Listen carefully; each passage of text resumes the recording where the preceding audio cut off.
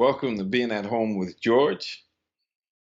And I'd like to begin, as we normally do, in terms of creating a vision of possibility, creating this ability to embrace whatever comes, the good, the bad, the ugly, and at the same time, being able to generate hope. So today today is 9/10. I'd like to talk about 9/11, going back 20 years ago. And reflecting on it, I have this question. Why does it seem to take a disaster to make us realize that we are all one, all connected? Question mark. And I say that because during 9/11, there were a lot of people who were running into danger, running into harm's way because they wanted to aid and provide care, and they felt responsible for the other. And so every once in a while, we get beyond this illusion of separateness. It happens in a lot of disasters. It happened in the marathon bombing, where people were running towards the explosion. It happens in the fires all over the place, but especially in Northern California. Remembering one young man, he was a soldier, he went in and he perished in the pursuit of helping those that needed aid. And then we could talk about the hurricanes, we can talk about the floods, we can talk about fires, we can talk about COVID even, where you have people who are going above and beyond just to support the fellow man, the fellow person. And what I remember most, one of the takeaways I got from 9/11, besides the disaster, was this idea that for a period of time, there was no black and white, no Democrat, no Republican. We were all New Yorkers, or we were all one, you might say. So imagine if we did this more often, if we could actually get beyond the illusion of separateness and then remember I and the other are one, and that we could actually focus on what we have in common, how we can support each other. When I see myself going to the aid of others is what I call forgetting myself to find myself. In other words, forgetting about me, but wanting to serve, wanting to support the other person, especially the person they're in severe need. It's agape, I think is the word that they call it in terms of brotherly love, a concern for others. And it's definitely in alignment with what Eric Fromm talked about in The Art of Loving, where he talked about love was productive. If you love something or someone, you want to help them grow. That's the intention, is to help them grow into who they are, or to experience some quality of life, some well-being. And so we care for them. We respond to their needs, whether they're expressed or not, especially in this case.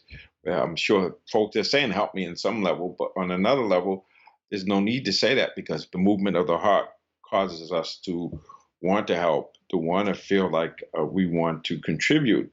And so I would say this is not a feeling or a thought, it's an expression of concern, expression in action in challenging situations and dangerous situations. So we need more of that more than ever with all of the things that we're dealing with now, whether it's COVID or the tropical storms and hurricanes and tornadoes. And there's still a lot of that season to go, and people drowning in their basements and whatnot because the water's coming in too much. We have to figure out how to support each other, how to help each other.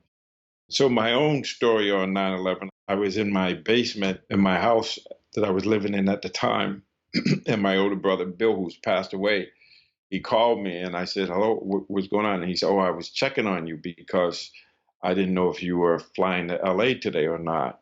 I said, what do you mean? He says, well, flights from LA got hijacked and they crashed into the Twin Towers. And so I turned on the TV, and that's when I became aware of 9/11. And I realized that those two flights that were hijacked in Logan Airport were the flights that I take when I go to LA to work with the Lakers. And had it been October, I would have been on one of those flights because those are the exact flights, American and United. And so I would have been on those flights. So that's pretty scary in and of itself. And then there's this understanding that the hijackers were casing this route, and they may have been on the same plane I was on the previous April and May, because obviously I was working with the Lakers and they were in the playoff run. So they could have been on the flight that I was on. And then gets even freakier because the house that I lived in it was Route 9, off of Route 9. Across Route 9 is the hotel that one of the hijackers stayed in. That's very close to home, you might say.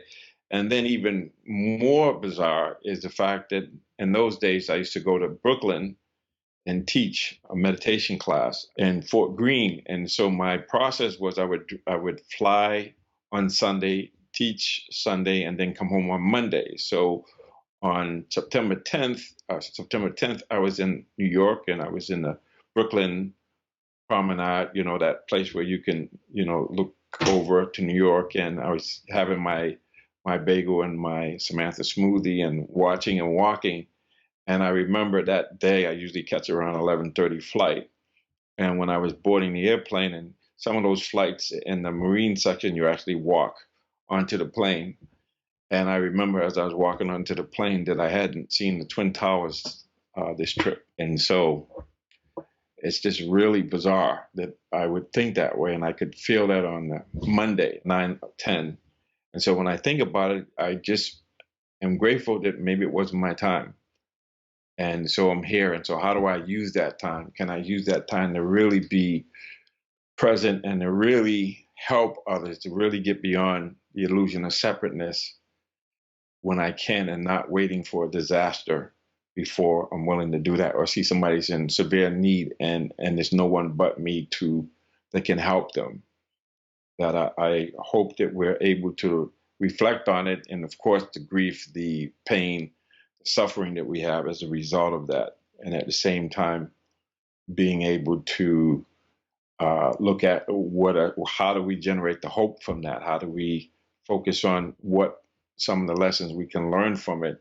And I just want to share that at that time I was working with college athletes, and one of my athletes, her community, there were a lot of her neighbors that were actually killed in the building because they were working in the Twin Towers that day, and that community got devastated because of the people who were from that community that lived in that building. So I had student athletes that I was working with that had to deal with that.